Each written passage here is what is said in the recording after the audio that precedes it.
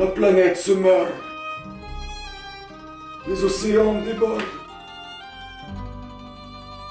Les ours polaires ne savent plus où habiter. Jean-Pierre Foucault ne plaisante là plus.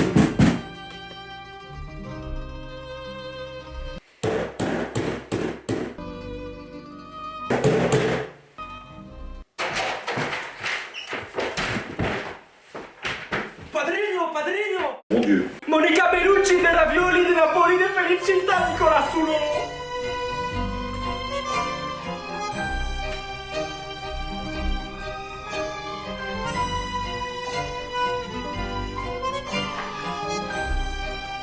Écoutez, pas là. Ce qu'il y a là-dedans, c'est exceptionnel. Mais c'est une nouvelle recette de quinoa bio. Non, pas là. C'est l'affaire du siècle. L'affaire du siècle. Mais en fait, c'est quoi l'affaire du siècle? Pour vous résumer, c'est des gens qui attaquent l'État français en justice. Oui, je sais, ça paraît un peu fou, mais bon. C'est une campagne menée par 4 associations. Oxfam, Greenpeace, la Fondation pour la Nature et l'Homme, Notre Affaire à tous. Leur but? Attaquer l'État français en justice pour inaction climatique. Le 18 décembre dernier, il y a eu le dépôt de la déclaration préalable par ces 4 mêmes associations. Oui, je sais, vous avez rien compris. Bon, en gros, c'est une lettre adressée au ministre démontrant l'inaction de l'État depuis des années face au dérèglement climatique et demandant réparation.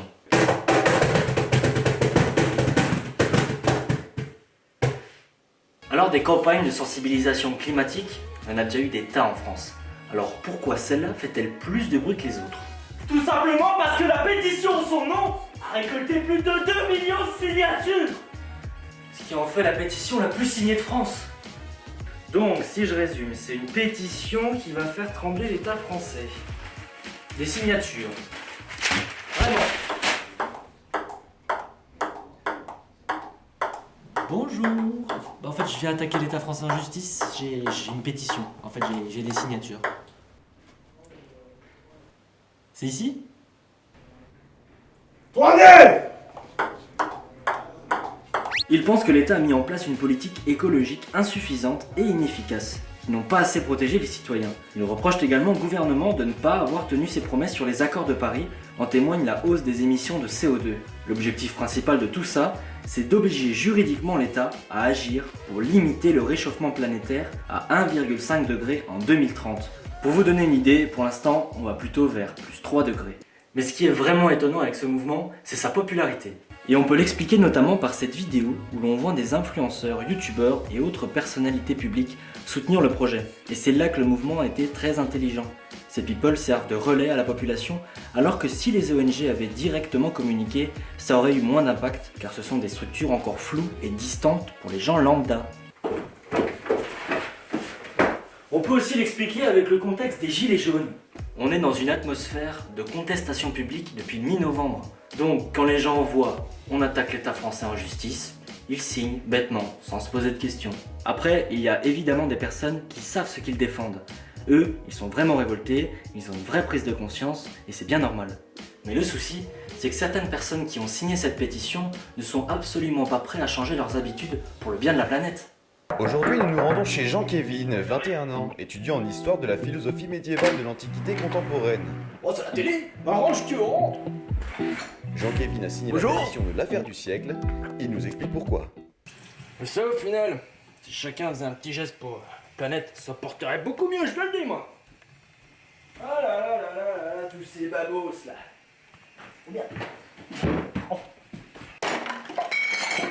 Tout ça pour dire que je soutiens l'affaire du siècle et que je suis sûr que ça va faire bouger les choses, quoi. C'est concret, ça! Mais alors au final, est-ce que tout ça c'est possible ou alors c'est que du vent? Eh bien, il y a de quoi avoir de l'espoir.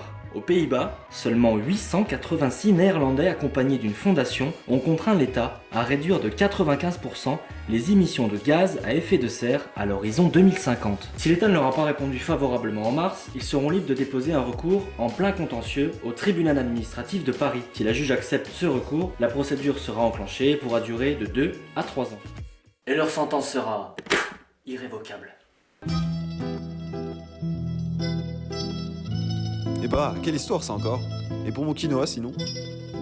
Mais, Padrino, pardon de vous dire ça, mais quel est cet accent? Vous êtes français? Hein? Eh bah non, enfin je veux dire... Bah, je suis italien comme toi. Mon ami Marco Materazzi est venu me rendre visite récemment. Ah ok, non, parce que en vous entendant parler aussi bien français, j'ai eu un sérieux doute. Padrino?